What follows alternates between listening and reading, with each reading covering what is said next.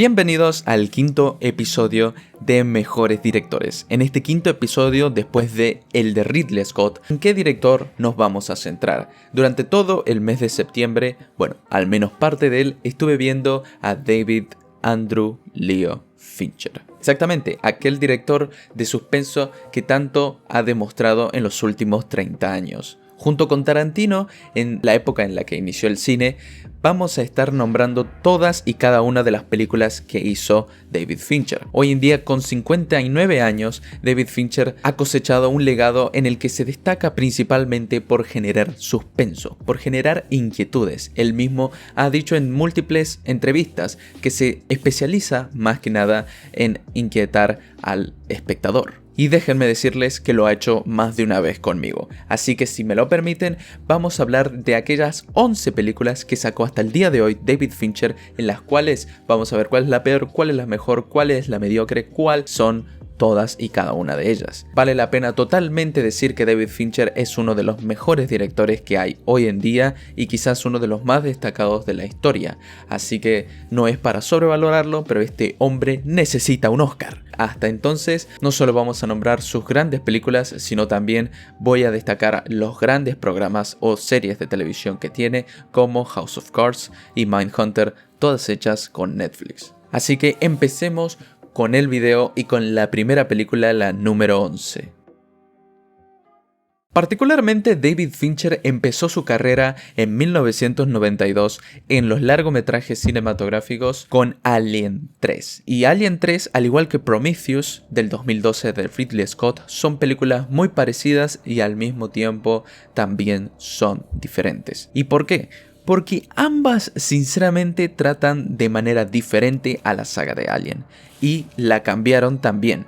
Así que la semejanza es que son horribles películas. En especial la tercera entrega, en la que vamos a ver a Ripley, interpretada por Sigourney Weaver, que vuelve siendo la principal estandarte de esta película. Después, esta cae en todos los errores posibles. Un desarrollo de protagonista bastante bueno, basándose solamente en Ripley, pero todo lo demás es tirado por la borda. Todo lo que hizo bien la película de James Cameron de Aliens, que me parece un tremendo peliculón, esta película lo tiró a la basura y desde ahí empezamos mal. Tiene escenarios y una atmósfera bastante interesante, pero son muy pesados y la película se hace extensa y no tan entretenida hasta en ciertos momentos. Y sí tiene un poco del aura que nos gusta de Alien, como la que introdujo Ridley Scott en su primera película, pero no es lo suficiente o lo interesante como para convencer totalmente mis gustos, y sinceramente yo creo que a la película le falta muchísimo suspenso. Así que para mi opinión esta es una mala película y sin duda la peor de Fincher. Al menos lo peor de su carrera solo estuvo al inicio. Vamos con la película número 10, que es más que nada la última película que sacó David Fincher. Pasamos de la primera a la última. ¿Y por qué? Acá David Fincher continuó su gran asociación con Netflix y volvió a repetir una película bastante aburrida. Para mi opinión, Mank no es una mala película del todo, pero cuenta la historia, la creación de una de las mejores películas de la historia, y la cuenta de manera honorífica, o sea que pone muchísimos cameos, muchísimos guiños, haciendo honor al ciudadano Kane. Por lo tanto, también hace honor a la industria de cómo funcionaba en los años 40 y de quiénes eran sus estrellas, poniendo a Mankiewicz obviamente como un estandarte de oro y bajando muchísimo la reputación de Orson Welles. Independientemente de cómo trate a las figuras históricas en esta película, mi favorita es Amanda Seyfried como Marion Davies. Pero es una película más o menos digna de ver al menos una vez, y personalmente yo creo que para Fincher demostró bastante más que el resto, teniendo en cuenta de que este fue un guión escrito por su padre antes de morir. Así que la película, de todas esas facetas, se convierte en una pequeña carta de amor hacia esa época y más que nada por cómo está grabada. La película número 9 es La chica del dragón tatuado del 2011. Este es un gran policial de investigación, más que nada arruinado un poco por su duración y también su subtrama. He de decir que a partir de ahora todas estas películas me gustaron muchísimo, pero esta es la que menos me gustó de todas. Literalmente no llegué a entender quién era y qué significaba Wernerstrom, que es parte de una subtrama de toda la película que se toca al principio y al final.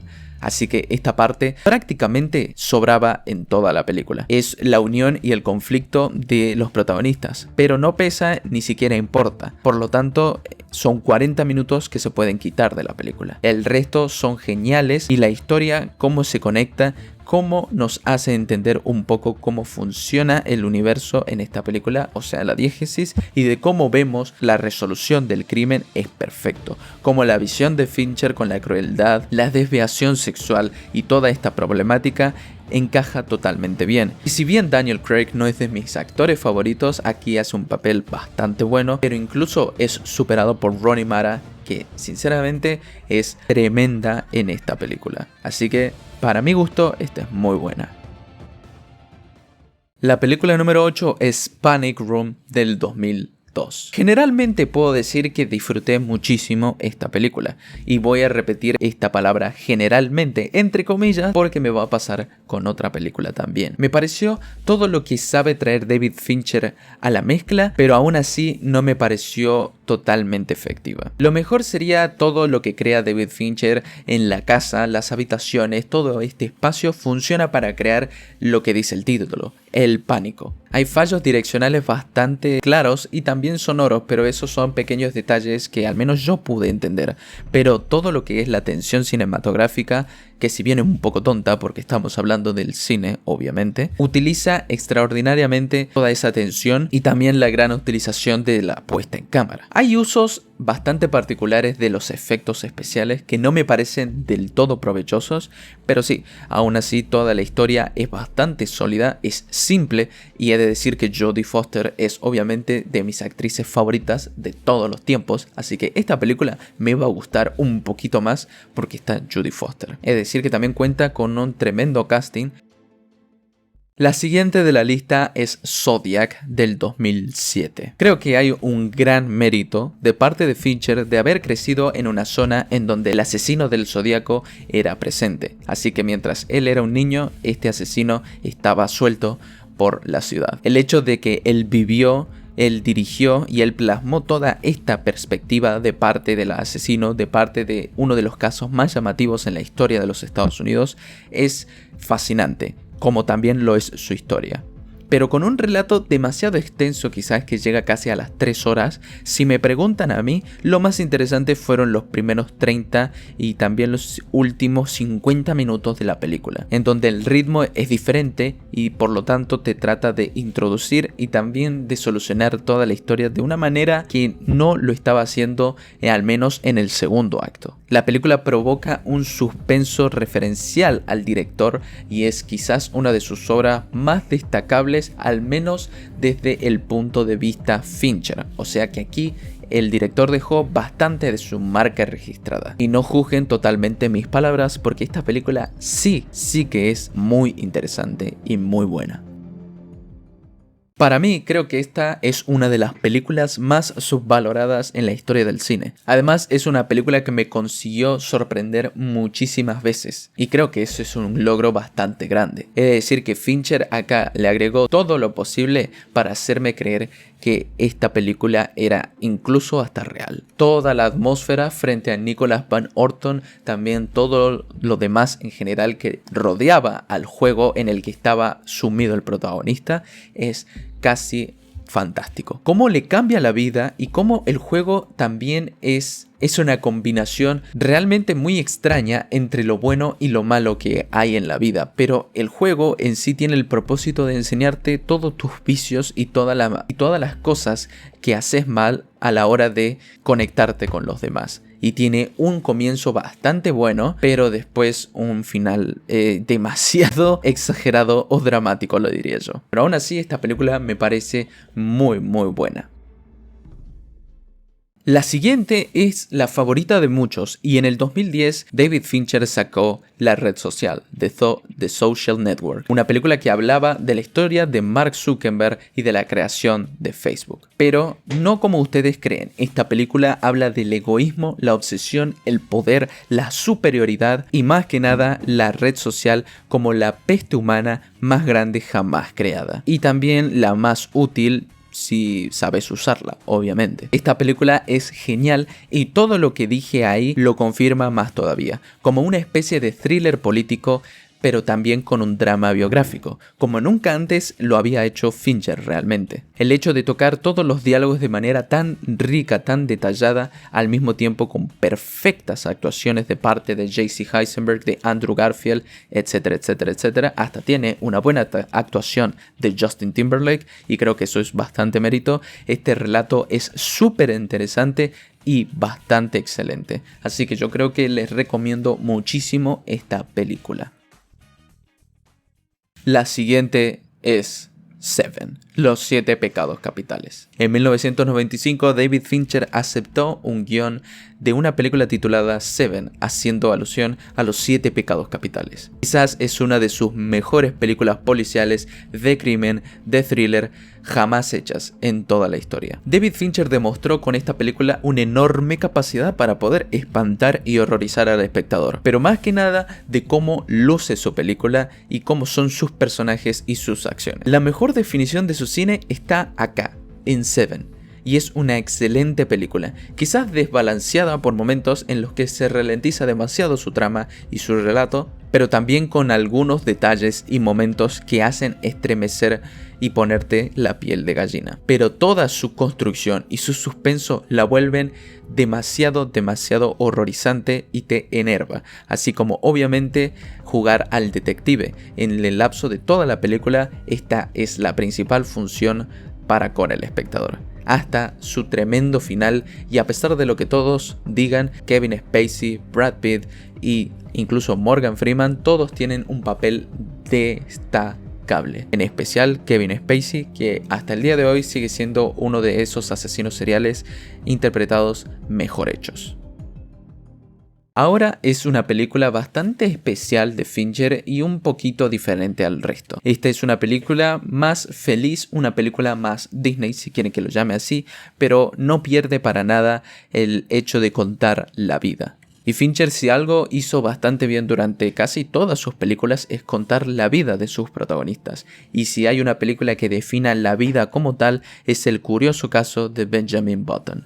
Esta es una hermosa película que la verdad creo que todos deberíamos ver alguna vez. Una película que celebra la vida, la vejez, la juventud, el propósito, la obsesión, la pasión, el destino y más que nada el amor. Porque si hay algo que combina todo lo que acabo de decir, mostrándote lo malo, lo bueno, la tragedia, la felicidad, la dicha, la ignorancia, junto con la gran historia, un mejor relato, una gran actuación, tanto de Brad Pitt como de Cate Blanchett, es su final crudo, la pérdida de toda esta película, la percepción del tiempo como también se pierde, pero más que nada una gran cinematografía totalmente cuidada, estilizada al modo en el que Fincher está muy especializado en hacer. Es el amor especial que le tengo a esta película que me hace ponerla encima de muchas otras.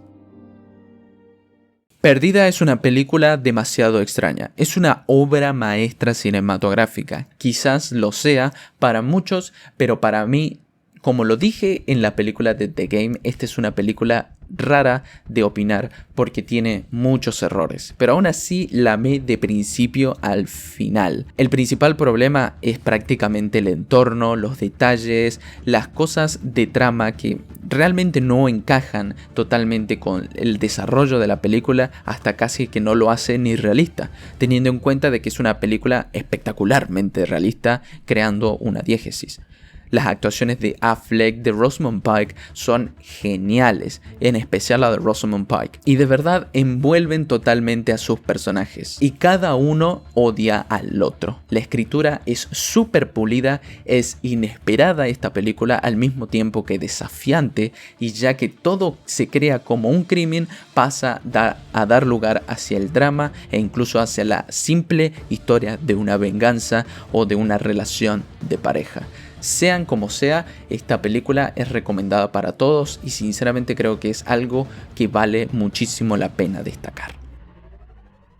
Y no tengo ninguna duda de cuál es ahora mi película favorita de David Fincher, y oficialmente les digo, señoras y señores, esta película se convirtió en mi película favorita de todos los tiempos. Quizás es mucho decir para una película que solo vi una vez, pero mi anterior película favorita, casi que estaba intocable del resto, es Batman el Caballero de la Noche, la del 2008, la de Heath Ledger, la de Christopher Nolan. Esta película era fascinante, pero después de ver El Club de la Pelea, y más que nada por dónde está orientada, por esas similitudes que tiene con El Caballero de la Noche, me dan ganas de hacerle un video particular. Para entonces me voy a ver ambas películas, las voy a tratar de comparar, y ese va a ser un video que, bueno, voy a tratar de preparar bastante para todos ustedes, pero bueno, todavía no lo haré. Hasta ahora voy a dejar un pequeño opinión, ya saben, de 1 minuto que puedo hacer en estos videos, así que yo les recomiendo totalmente de que vean El Club de la Pelea. Es una película conflictiva, quizás para muchos, una película fuerte, pero cuando se nos revela un giro de tuerca fascinante, casi al comienzo del tercer acto, esta película es en el momento exacto en el que se entiende todo su desarrollo, tanto el personaje de Edward Norton, que está genial, al igual que Brad Pitt, que está aún más genial, que se convirtió gracias a esta película en uno de mis actores favoritos también, o al menos ahí arriba. Es genial cómo interpretan estos actores a sus personajes, y más que nada es genial cómo David Fincher crea toda esta atmósfera anárquica y cómo totalmente estamos envueltos en ella y no nos queda otra que seguir la historia y ver cómo el mundo en el cual nos idolatra David Fincher, en el que vivimos, este mundo es el mundo del Club de la Pelea. Así que bueno, hasta acá llegaría mi video sobre todas y cada una de las películas de David Fincher. Fue un director muy divertido de ver, tiene muchísimas películas excelentes como vieron en este video, así que en el próximo video de esta selección creo que hablaré de otro director que me fascina demasiado. Hasta entonces solamente nos quedan 2 directores más, y bueno, los espero para esa cita frente al siguiente director, y si no, nos vemos en el siguiente video, gente. Espero que lo hayan disfrutado, ya saben, dejen su apoyo si es así. Nos vemos. ¡Mua!